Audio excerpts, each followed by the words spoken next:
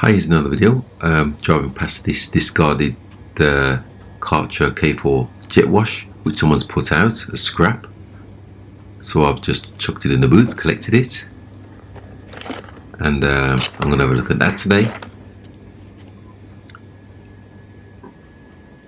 Okay, first thing, I'm going to check the plug for damage and the power cord. Let me just speed this section up as I'm just checking the power cord for any cuts, which there isn't. Seems fine.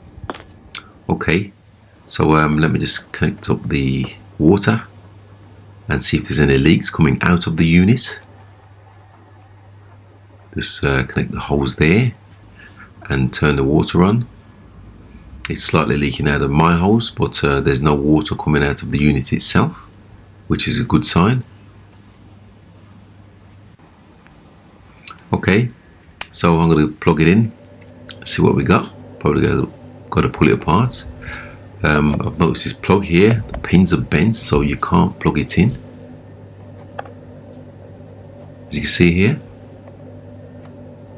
you can't plug the plug into the socket because the pin's bent. Someone stepped on it or dropped something on it. You can just replace the plug with another 3-pin plug, but I'm just going to get a pair of pliers on it and just bend the prongs back because it's not bent too much. If it's bent too much, it'll break because they're only aluminium or alloy. Okay, let me show you here. Got it nice and straight now with a pair of pliers. So let me just see if I can plug it in. I'll just plug into this extension here, and then you can see here